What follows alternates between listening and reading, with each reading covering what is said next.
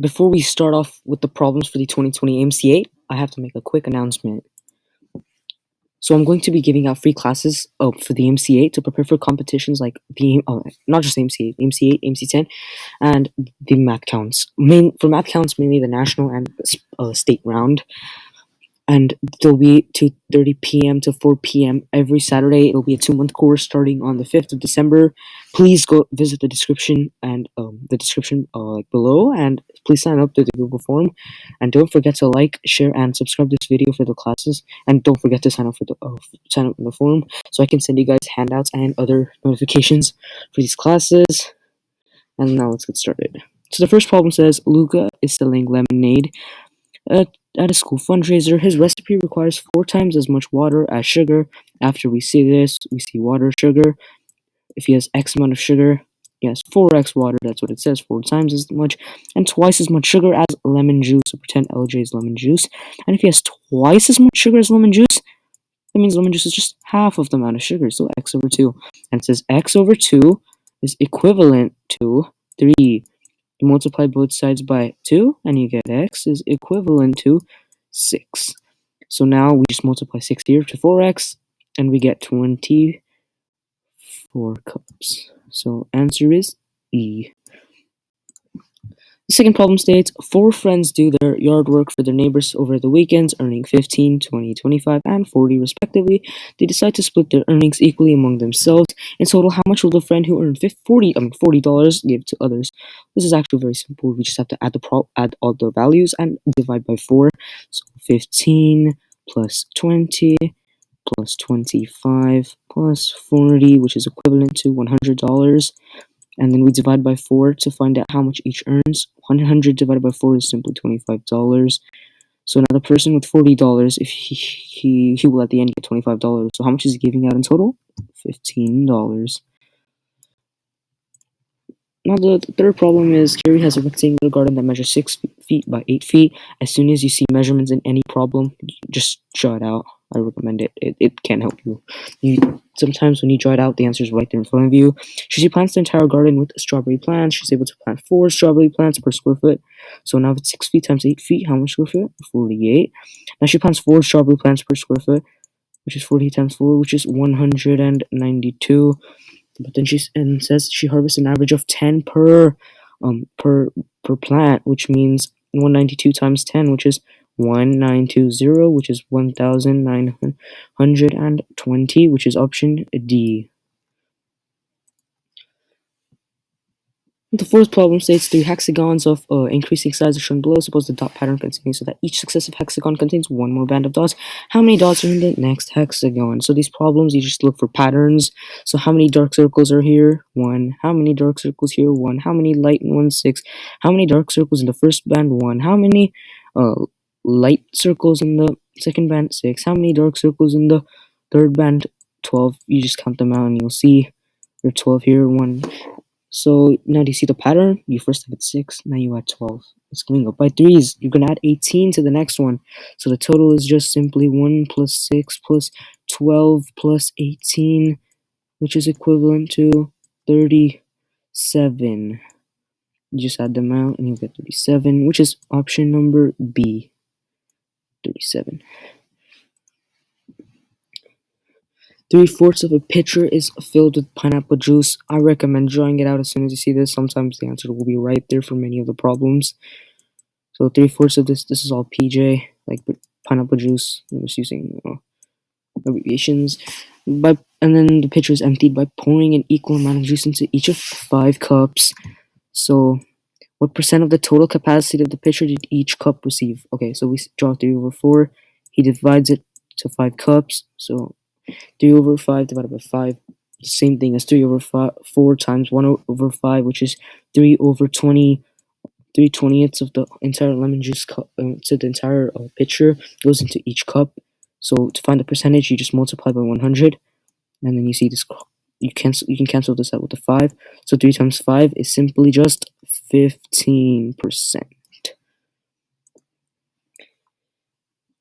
Aaron, Darren, Karen, Marin, and Sharon rode on a small train that has 5 cars that seat one person each. Marin sat in the last car.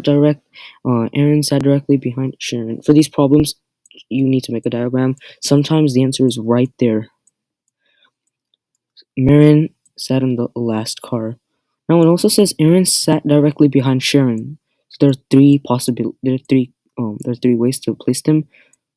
S, A here, and S and A here. Now let's read the rest of the problem. It says that Darren sat in one of the cars in front of Aaron. But we see the first case. Darren can't go here. This is the first seat, which means Sharon is first. But clearly, Darren is in front of Aaron. That's not possible. This option is not possible. But this is possible still. He can go here. And in this one, Darren can go here. Or Darren can go here. With Sharon here and Aaron here. So let's read it more. At least one person sat between Karen and Darren. Oh, also M is here, M is here, M is here. Let's see this possibility. Karen and Darren. If Karen goes here, that's only a possibility here. It says at least one person sat between them, but these are next to each other. Not possible. If Karen goes here, it's the same thing, just D and K reversed. Karen and Darren. Now this is Darren and Karen. Again, no one is between them. This is just not possible. So we try this. This is just the last option left. And Karen, yep, there are people between them. So this is the answer. Darren, Sharon, Aaron, Karen, and Marin. Aaron is in the middle. The answer is A. So now you see how drawing the diagram can actually, the answer will be right there in front of you. Problem number 7. How many integers between 2020 and 2400 have 4 different digits arranged in increasing order? 2, 3, 5, 7 is an example. So we basically have 4 digits. Now this has to be 2. It can't be 3 since 2400 is the max, and 3. If the balance is 3, it's a lot more than both of them. So 2 is the max. 2 is just the only number that can go here. For the next one, you can't have 4, since if you have 4 here, let's say, then whatever you have here, it's going to be greater than the max amount that you can have. So that means the first 2 digits have to be 3 no matter what. Which means now here, now these 2 numbers is just what we have to calculate. These 2 numbers are the numbers we have to calculate. So this has to be more. You can't pretend this is 4. Then how many options are there for this one? Basically, there's 5, 6, 7, 8, 9. 5. There's a pattern, which is 5, and this is 5, 5, 6, 7, 8, and 9. There's a pattern here. You can just go 5 plus 4 plus 3 plus 2 plus 1, but I'll show you how I got that. So there's 5 here now, which is 6, 7, 8, 9. You can't have 4 here because that's less than 5. And it has to be in increasing order. So there are 4 pairs. There's 4 of those, and if this is 6, then you can have 7, 8, or 9 in the units digit. That's 3. If it's 7, then you can have 8 or 9 in the units digit. That's 2. If this is 8, then you can only have 9. If it's 9, that's not possible. So a simple way of calculating is it is n times n plus 1. Some of these 5 numbers, if you don't want to add them up. So 5 times 6, which is divided by 2, which is 15, and that looks like the C because it's 15. Problem number 8. Ricardo has 2020 coins, some of which are pennies, 1 cent coins, and the rest which are nickels, 5 cent coins. He has at least 1 penny and at least 1 nickel. What is the difference in cents between the greatest possible and least amount of money that Ricardo can have? This problem is actually not that hard. All you have to do is find out the max amount and the least amount. So pretend these are the number of pennies and nickels. So if you want to find the greatest amount, and you have to have at least 1 penny, then you're just going to have 1 penny, basically. You just want 1 penny. You just want the least amount that you can have of the least values. One of those, and you want all of the higher values other than that. So 2019. Now 2019 times 5 is simply... I'll solve it out for you guys. It's 10,095 times, you need to add 1 for the penny, which is 10,096. And for the other choice, for the least amount, you want you want the least amount of the highest value of coins, which is just 1 nickel, and the rest pennies. Now this is just easy to calculate. 2019 pennies means 2019 cents plus 5 cents because of this coin, so that's 2024. Now this is just simple subtraction. 6 minus 4, 2, 9 minus 2, 7, 0 minus 0 is obviously 0, 10 minus 2 is 8, 8,072, and that is option C. Now for this problem, it might look hard, but it's actually not hard. So problem number 9 is a cautious birthday cake is in the form of a 4 times 4 times 4 inch cube. The cake has icing on the top and the 4 side faces and no icing on the bottom. Suppose the cake is cut into 64 smaller cubes, each which are measuring 1 times 1 times 1 inch as shown below. How many of the small pieces will have icing on exactly 2 sides? You can use complementary counting here, which means that how many of the cubes will have just have icing. It does not matter where. That's simply just we know that the only cubes that won't are the cubes on the inside and the one below that, the 2 layers below that, because there's no icing on the bottom, which is 2. Like the inside cube, 2 times 2 times 2, but you also have to add 2 times 2 times 1, which is 2 times 2 times 3, which is simply 12. But there are 64 cubes, which means 52 cubes have 1, 2, or 3 squares with icing on it. But then now we have to find out the amount with exactly 2. So we see that there do you see this? Do you see this combination? This thing 1, 2, 3, 4. It's exactly 1, and we have that on all 5 sides. The bottom I already subtracted because it has none over there. So 4 times 5 is 20. Minus 20 equals to 32 now. Now that's the one. That's the one with just 1 side. Now for 3 sides. How do we find out the 3 sides? Well, the 3 sides are based simply these corners over here. 1, 2, 3, 4. This problem is actually very tricky. You might be tempted to count this one and the 2 behind, but that's actually not the case because the bottom is not painted, which means that we have 32 minus 4, which is simply 28. But there is one thing we still need to subtract off. The ones that we do at the end, these 2 here, we have all those on all 4 sides. 2 times 2 times, because they're all on all 4 sides, 2 times 4 is 8. Simply 28 minus 8, which is equivalent to 20.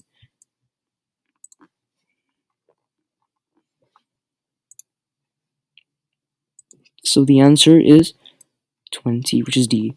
And the other way to solve it is just simply counting it. Basically, we'll notice that, okay, first we'll count. We see that these two,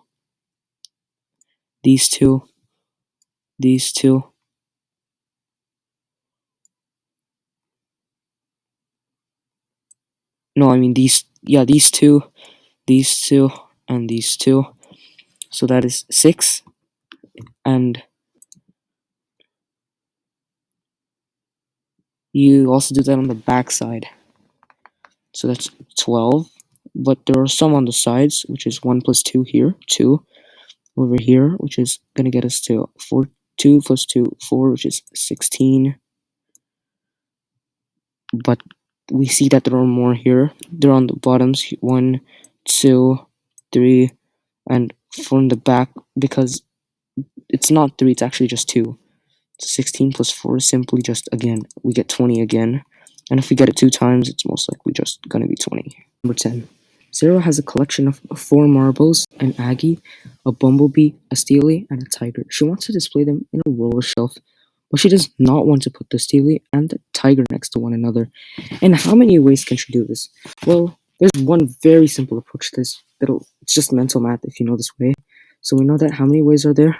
4 times 3 times 2 times 1, which is 24. Exactly half of those options will have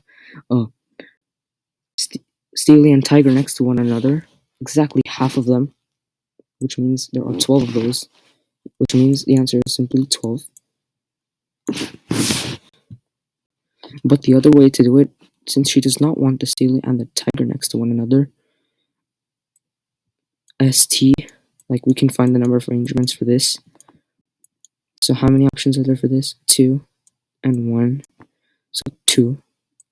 If S and T is here, are here, then there are 2 options here and 1 option here. 2.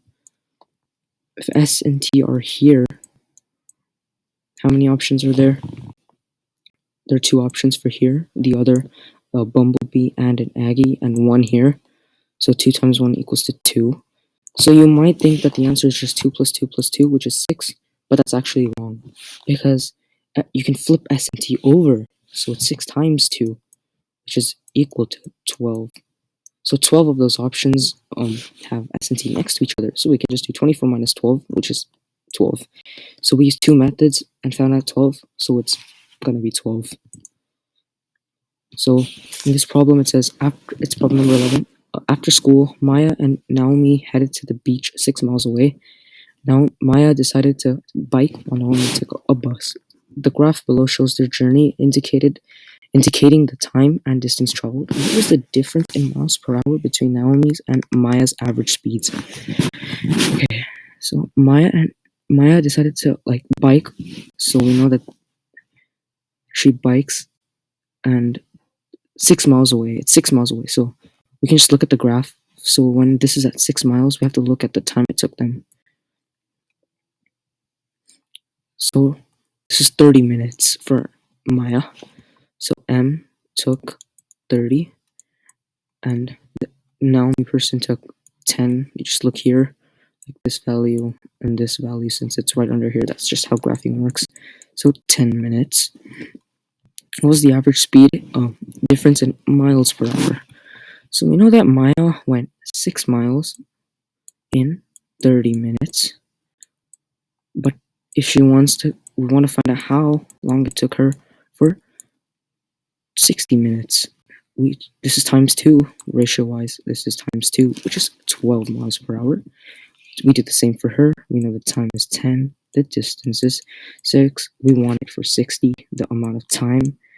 If this is times 6, the ratio, then this is times 6, the ratio. So 36 and 12. 36 minus 12 is 24, which is E. The option is E, 24.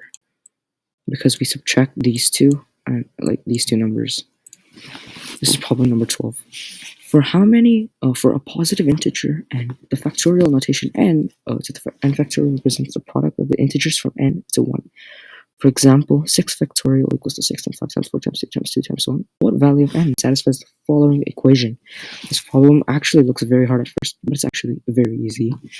So we know that we're going to have to do some division here. So we know that n factorial, according to this equation, times 12 equals to 5 factorial times 9 factorial. Simply, we can just divide 12 to both sides, but I recommend rewriting 5 factorial, since if you rewrite 9 factorial, the numbers left over will be harder to multiply back because they're going to be bigger numbers. 5 is less, so it's going to be easier to write that back. So n factorial equals to, we can just divide 5, we can just write 5 times 4 times 3 times 2 times 1 times n factorial. So 12, if we put 12 here, we know that 4 times 3, these two numbers, is also equal to 12. So 4 times 3, so both of these cross out. So now we have 5 times 2, which is 10. Okay, 1 also crosses out, we don't need to know about that. So 5 times 2, which is 10, times 9 factorial. Oh, and then we see the pattern, because 10 times 9 factorial. 9 factorial is 9 times 8 all the way to times 1. So if we add 10 to it, it's just 10 factorial. So the answer is 10, which is A. For problem number 13, it states, Jamal has a drawer containing 6 green socks, 18 purple socks, and 12 orange socks. After adding more purple socks, Jamal noticed that there is now a 60% chance that a sock randomly selected from the drawer is purple. How many purple socks did Jamal add? This is basically an algebra question. So we want to find out for purple. What was the original probability of getting a purple? So there are 18 purple socks, and we add out the total number of socks, which is 6 plus 18 plus 12, which is 36. And we need to find out how many purple socks will we add. So 18 plus p. Remember to add p to the bottom here, because if you're adding more purple socks, then that's also going to add it to the total amount. And we know that there's a 60% chance, which is 3 over 5. That's 60%. So now it's just cross multiplication. So 90 plus 5p equals to 108 plus 3p. Now we subtract 3p from both sides and 90. So 2p equals to 18. P equals to 9. That means he added 9 purple socks, so that's B, 9. There are 20 cities in the county of Newton. Their populations are shown in the bar chart below. The average population of all the cities is indicated by the horizontal dashed line. So we see this graph, and then we see these values. 4,000, pretend 4,000 to 6,000, since that's the range, that's where the average is between. And then we notice that there are 4 checkpoints between. So the middle one is going to be 5,000, 5k. And if this is 4,500, this is right between. So our answer is going to be the number between 5,000 times 20. Oh my god, sorry for this handwriting.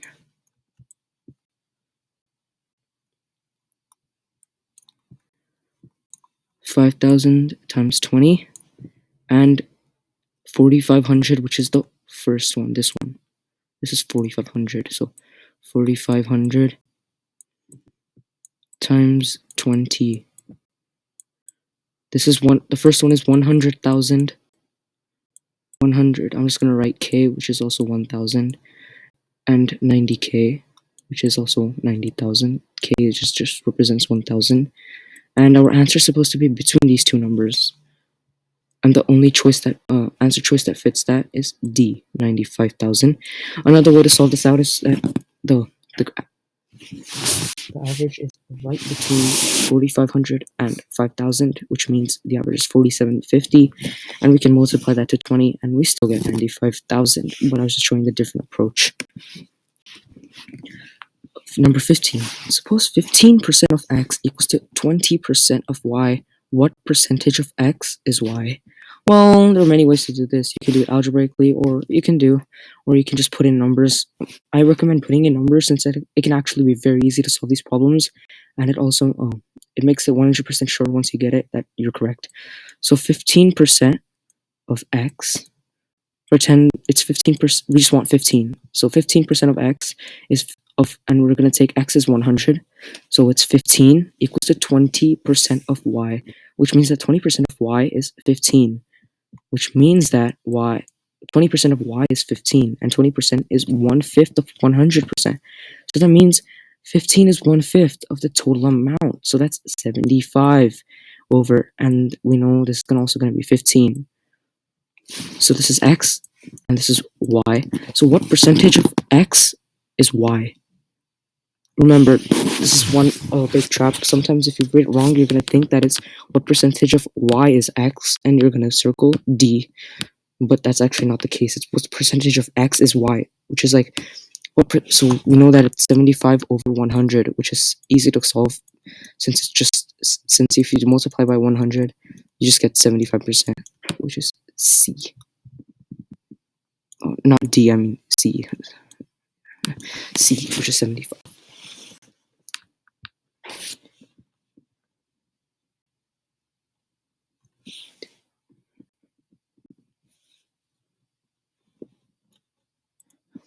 Problem number 16.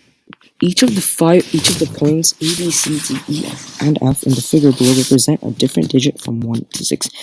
Each of the 5 lines shown passes to some of these points. The digits along each line are added to produce 5 sums, 1 for each line. The total of the 5 sums is 47. What is the digit represented by B?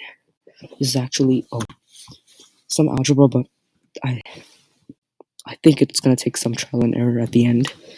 So we see the 5 lines: A plus F plus E, B plus D,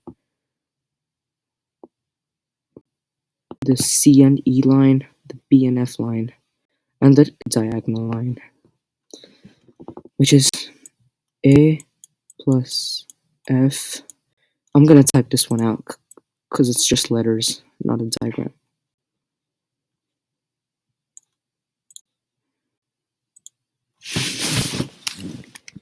A plus F plus E, and then we also see that B plus D, C plus B plus A, B plus F, D plus E. So these are the 5 segments, and the total of the 5 sums is 47. So if these are 47, we're gonna add all of these together. We get there are 2 A's plus how many B's are there? There are 3 B's. How many F's are there? how many C's are there? There's just 1 C.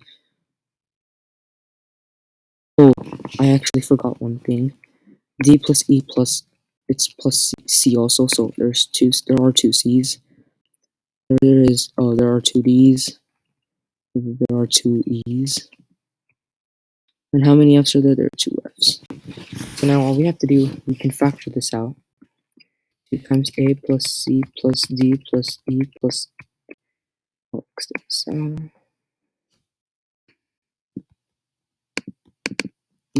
plus F plus 3B. You might notice that I did not put the. Oh no, actually, we should distribute the 3B to 2B and 1B. So we can put it here with it and a B after, which will make it a lot easier to solve our problem. Equals to 47. Now, we see that these are all of the numbers. A plus B plus C plus D plus E plus F. It's right there. They're digits from 1 to 6. We do not care if A is 1 or 2 or 3 or 5 or 6. The sum of the 6 numbers will always be the same. We know that 1 plus 2 plus 3 plus 4 plus 5 plus 6 is just 6 times 7 divided by 2, which is 21. So that's the trick of this problem. We substitute 21 here. So we get 2 times 21 plus B equals to 47. And now this is just basic algebra. 2 times 21 is 42. You subtract 42 from both sides, and you get B equals to 5. And then we see that the answer is asking for what is the digit represented by B, and that is simply E, which is 5. This is problem number 17. How many factors of 2020 have more than 3 factors? As an example, 12 has 6 factors, namely 1, 2, 3, 4, 6, and 12. So if a number has more than 3 factors, it can't be a prime number. That's something we know. Basically, any number that is not a prime.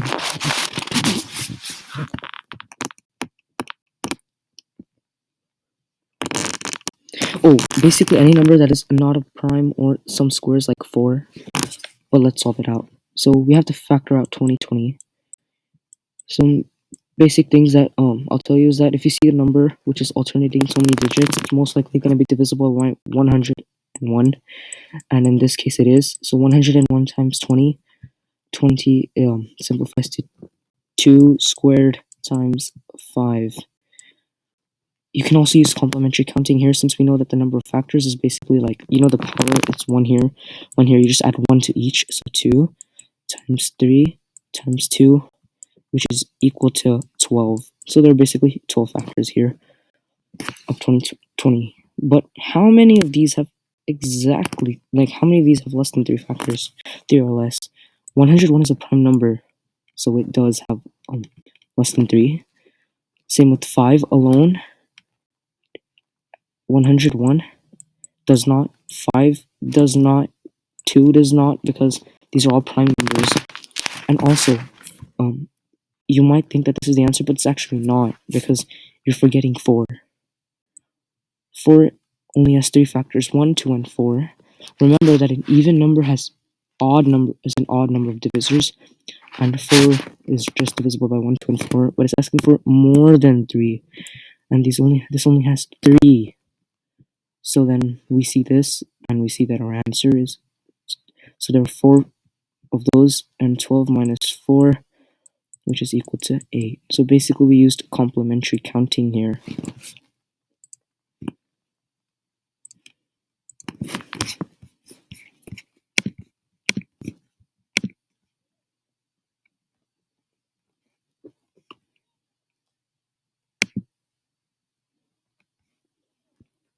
Oh, one thing we forgot. There's one thing that we forgot.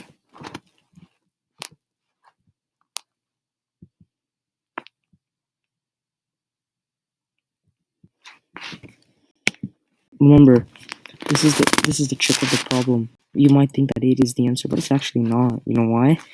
Because 1 is a factor of 2020. Don't forget that. Minus 1, which is equivalent to 7. So the answer is actually B. It is not C. That is a problem that I'm sure many people wrote 8, but the answer is actually B, because you have to subtract 1. Rectangle ABCD is inscribed in a semicircle with diameter FE, as shown in the figure. Let DA equals to 16 and let FD equals to AE, which is equivalent to 9. What is the area of ABCD? As soon as we see this problem, notice that F to E, 9 plus 9 plus 16, that is the diameter. 34 is the diameter. So the radius is just divided by 2, which is 17. Then we see that, okay, you have to find the radius, just to draw a diagram of the radius, it has to be at the midpoint of the circle. And then we connect it to the endpoint, like where the rectangle, point C. You can also do to point B, but I'm just doing point C. Then we see that if this is 17, and this is 16 divided by 2, because this is the midpoint of the base, DA, this is 8. And if this is a rectangle, one of the properties is that it's a right angle. So, according to this, because of this right angle, we can use the Pythagorean theorem to find out CD, and we know that CD squared plus 64 equals to 289, since 17 squared is 289, and we subtract those and we get CD squared equals to 225, which is CD equals to 15. Now if you want to find the area of the rectangle, we can also find out the area of this right triangle and multiply by 4. Since there are 4 of these right triangles, as we see, I'll show you this and this. There are 4 of those. They're all congruent, but we'll just simply go with 16, which is the base, and 15, which is the height. 16 times 15, which is also equivalent to 240, and we see that this is option A. So we solved problem number 18. 19. A number is called flippy if its digits alternate to 2 different digits. For example, 2020 and 37,373, or flippy but 3,893 and 123,000 and 123,123 are not. How many 5-digit flippy numbers are divisible by 15? This is the trick to this problem. Divisible by 15. And we know that if a number is divisible by 15, it's divisible by 5 and 3. And then there's one thing we notice. There are 5 digits. But if it's divisible by 5, we know that the units digit has to be 0 or 5. But the trick is, you can't choose 0, because if you choose 0 here, since it's a flippy number, a 0 will be here. And if it's a 5-digit number, we know we can't have a 0. It has to be from 1 to 9. Which creates one good thing for us. We know our units digit and our last digit, which is 5 and 5. And then there's another trick to this. If it's divisible by 3, the sum of the the digits also has to be 3. That's divisibility rule of 3. So 10. So if there's 10, then we know if you add 2, it's going to be 12. Then we just add 3 to 2, 5, 8, 11, 14,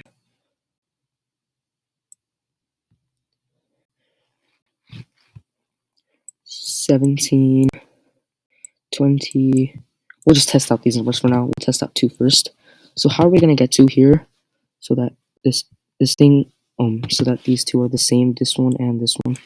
So for that, it has to be 1 and 1, 0, or it can just be 0 to 0.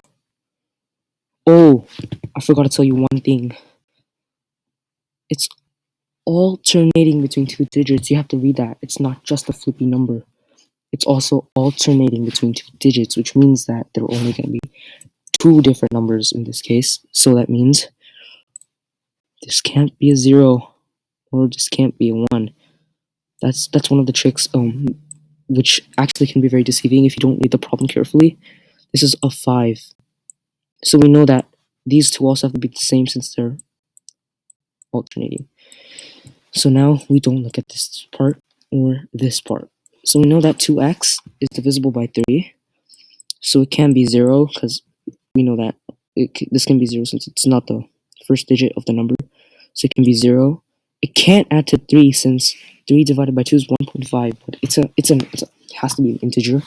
So it has to be multiples that are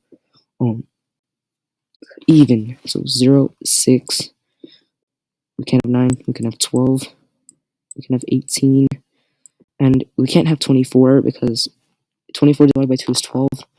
And 12 is a 2-digit number, but x is a 1-digit number. So we see that this is 1, 2, 1, 2, 3, and 4. So the answer is B, which is 4. Problem number 20. This problem is a very interesting problem. Number 20. A scientist walking through a forest recorded as integers the heights of 5 trees standing in a row. She observed that each tree was either twice as tall or half as tall as the one to its right.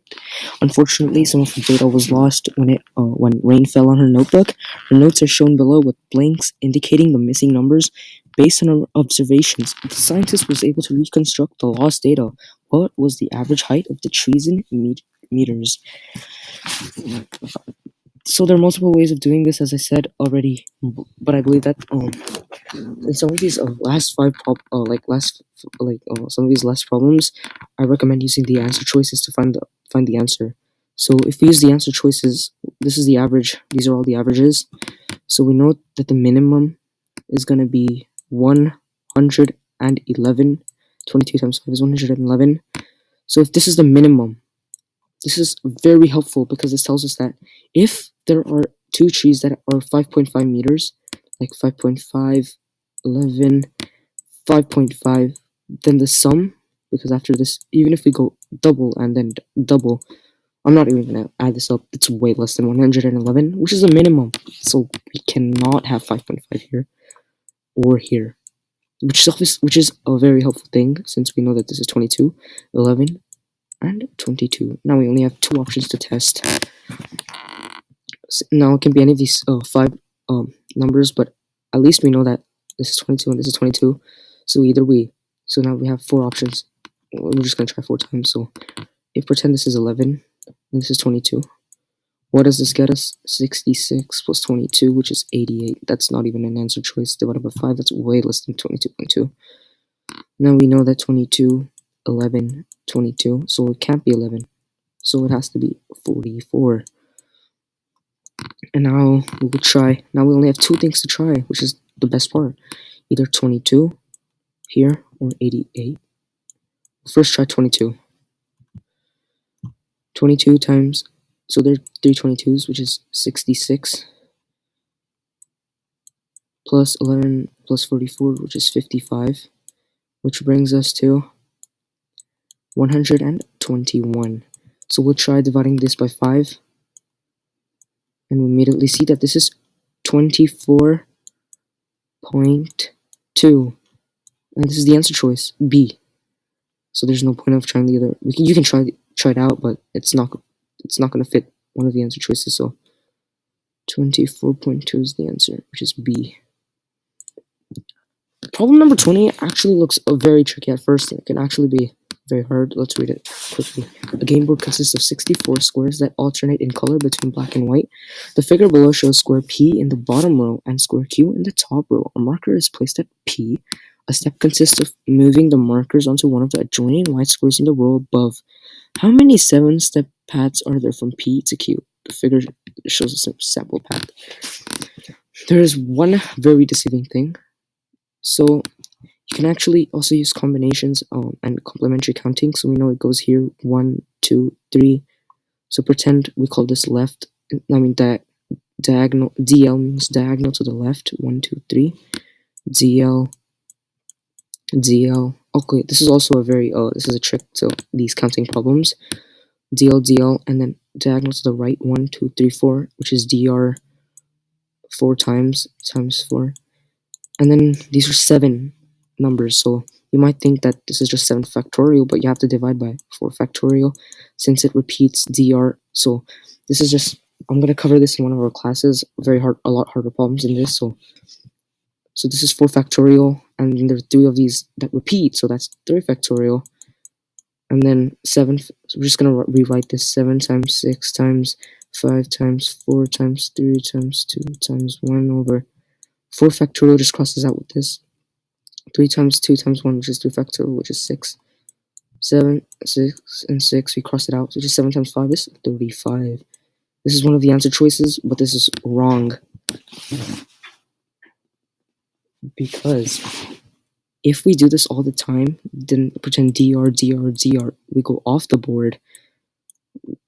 You can also use complementary counting to do this, but I'm going to use a different method, which is a very important method to know for these competitions. And it can help you on any counting path, like related to counting paths, like any of those problems. So how many ways are there to go here? This one. So there's just one way to go here. How many ways are there to go to this square, to the circle? There's just one way. You just go there. How many ways are there to go here? Now there are 2 ways. You add both of these up. You'll see the pattern that there is. Now how many ways are there to go here? You just have to follow the path. This is 1. You go here. That's again 1. Since you can't. And then now you add these 2 numbers below it. 1 plus 2. So this is 3. And then 2. But then this is also going to be 1. This is going to be the sum of these 2, which is 3. Now this is going to be sum of these 2, which is 6. This is just going to be 3 since there's just one way to go there. You don't add that 1 to that, you just go on that path. Now 6 plus 3, this is going to be 9. 1 plus 3, this is going to be 4. 4 plus 6, that's going to be 10. This is also, this is 9, so this is also going to be 9. Now this is 10 plus 9, 19. Q is 19 plus 9, which is 28. And this is A. So the pattern is you usually just count the numbers that are like right below it for like these chessboard problems. And then there are also other ways of doing this. Basically, this is the pattern. You just count the like two before it. It might even be like alternating depending on if the conditions that they give you. But this is the way to do it. This is a very fast and easy way. Problem number 22. When a positive integer n is fed into a machine, the output is a number calculated according to the rule shown below. For example, starting with the input of like 7, the output is just 3 times 7 plus 1, 22, and it just goes on like that. So this is a 6-step process applied for a different starting value of n. The final output is 1. What is the sum of all such integers n? The trick to this problem, you have to work backwards. There's no other way to do it. So 1 is odd. So let's try if n is odd. So 3n plus 1 equals to 1. Now in that case n is 0. In that case it's the number before that is 0. That's just gonna make all of those numbers 0. Because 0 is even. I mean not even, but like it is it's just gonna, because like if this is 0 then n over 2 is just gonna be 0. It's all gonna be 0. So 0, so we can't do that. So we have to use the first step, which is if n over 2, which means this is 2. Now we can't use the if n is odd, 3n plus 1 equals to 2, because that's going to make a fraction, which is it's going to keep all of this a fraction. But if you want n to be an integer, the first number, these all have to be an integer in that case. So that means we have to do this thing again if n is even. So 4 divided by 2 is 2. Okay, and now it's the point where it's going to get a bit tricky. This point, now it works for the other one, since if n is 1, then it's also 4, so 1. And if n is 2 and the other one, if it's even, then it's 8.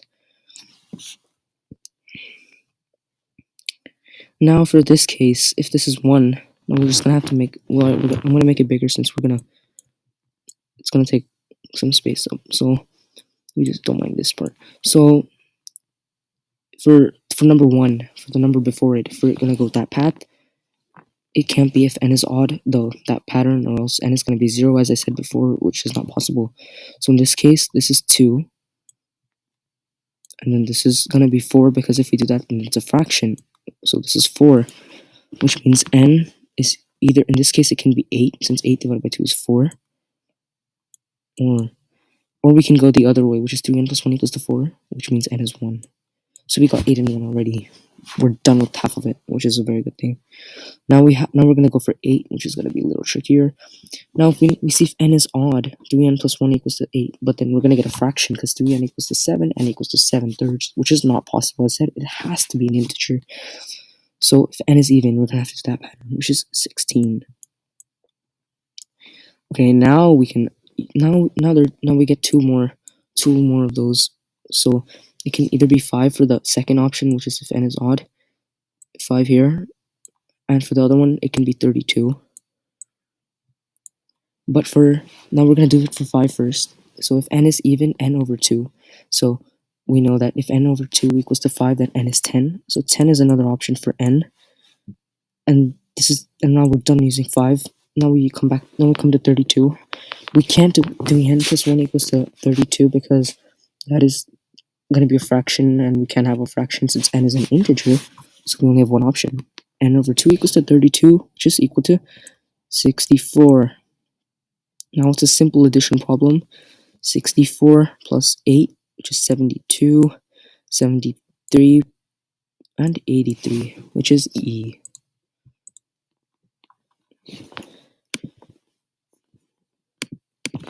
Sorry if I circle it. The answer is E. Now this is another problem. 5 different awards are to be given to 3 students. Each student will receive at least 1 award. In how many different ways can the awards be distributed? This is a very similar problem. You guys will know it if you took it on the last year's AMC 8, which is basically 24 apples to be divided between 3 people, at least 1. But this one is a bit harder because there are 5 different awards. That is the trick problem. If you don't do 5 different awards, then you're going to get a different solution, which will be wrong. So all you have to do for this is, we know if each, without that, we forget, we just remove the restrictions. If there are no restrictions, then there are 3 to the power of 5 ways to arrange this. This problem is a very interesting one. It's actually very tricky, and it's easy to make a mistake. I think the easiest way to do this problem is casework. So 5 different awards are to be given to 3 students. Each student will receive at least 1 award. In how many different ways can the awards be distributed? Okay, so we'll take case 1. Basically, they will all receive at least 1 award. So these are the awards that they will at least receive. Pretend like they're going to be 3, but they have to receive no matter what. How many ways are there to choose these 3? Well, there are 5 ways to choose the first one, there are 4 ways to choose the second one, and there are 3 ways to choose the third one. And if you multiply them, you're supposed to get 60. And now we also see another way to do it. Basically, if you actually organize it, you will see that this is one combination, 3, 1, 1, and the other combination is 2, 2, 1. Basically, our combination for 3, 1, 1 is just 60. I solved it here. And for 2, 2, 1, now this is a very tricky one. Now, how many ways are there to choose the award that is the guy who the word that we give out, pretend it's just one. How many ways are there to choose that? That's what I'm trying to say. There are only 5 ways to choose that. And then we see one thing, the pattern. It's to find it now. Oh my.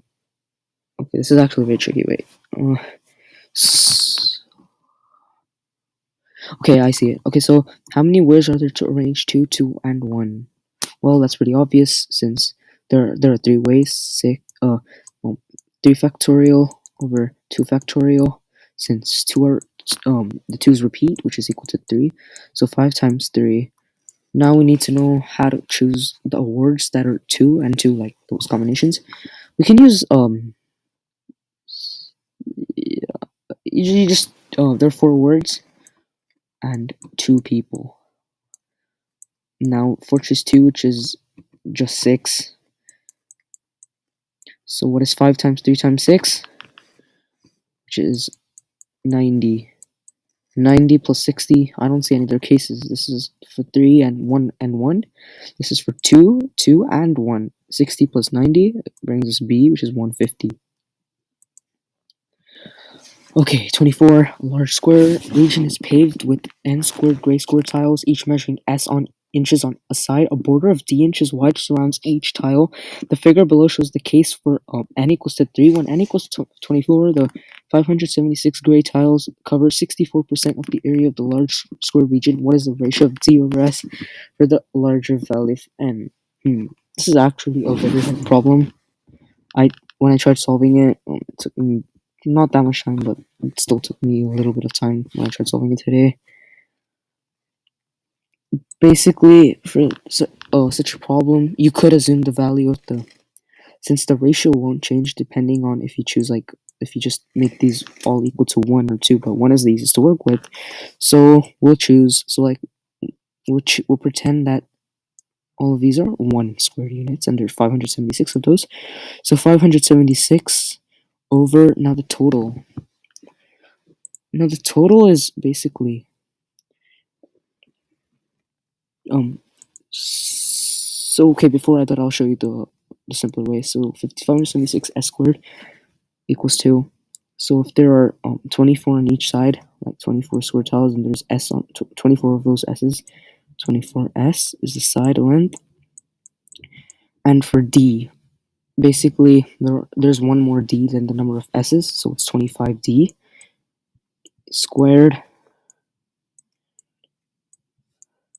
which is equivalent to 64%, which simplifies to 16 over 25. This is a lot of cross multiplication, but we notice that we can substitute a value for s. We can't do it for d, but we can for s. So 576 over, now 24. Now if we get 24 plus 25d d squared, which is equal to 16 over 25. Now this simplifies to, these two multiply to 14, 0, and this multiplies to 16 times, okay, basically like this, 24 times 24, which is basically 576.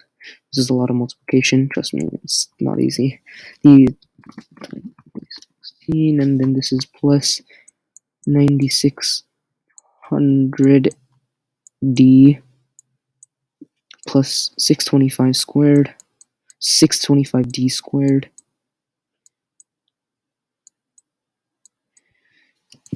Now solving this is actually not easy. There's a lot of arithmetic involved. I mean, you can divide by 16 to both sides to get rid of that. And I made a tiny mistake. This is actually 1440. So after you divide, you get 900 over here equals to 576. Basically, if we subtract 576 to this, we get equals to 324. I'm running out of space, so I have to erase this. So 324, which is equivalent to 9600d plus 625d squared. I mean, yeah, you have to factor this out, but I'm not going to factor it out here. I don't have space. But once you factor it out, you'll get the ratio is A, which is 6/25. Now, problem number 25 looks hard, but it's actually one of the easiest problems that you're ever going to see. So rectangles R1 and R2 and squares S1, S2, and S3 are shown below, combined to form a rectangle that is 2 units wide and 20 units high. What is the side length of S2? So basically, we're supposed to find this square here, the side length. So pretend we'll just take it. That's S1 is the side length to this, and S3 is the side length to this, and S2 is the side length to this. I mean, that's the area, but like, we'll just pretend that's also the side length. So S1 plus S2 plus S3 equals to 3, 3, 2, 2. Now for the other one, we want the side length of R2 plus S3, but it's better if it's in the form of the S1 and S2. So we see if we do S1 minus S2, that's the side length of R2, the height of R2, and R2 plus S3 brings us 20. So that's what we do. So S1 minus S2 plus S3, which is equivalent to 20. Now this is basic algebra. Simplification. You subtract both sides. These cross out. These cross out. This becomes a plus sign. So 2 of S2s, which is equivalent to, you subtract these also, and that's gonna get you 1302. Now if you divide 1302 by 2, you're gonna get A, which is 651. Also, this AMC8 was for sure a lot harder than last year and the other years before. So don't panic if you don't score what you expected. That's why I'm hosting those free classes. If you guys didn't hear in the beginning, please go to the description and sign up. And don't forget to like, share, and subscribe. Also, the first class is on the 5th of December.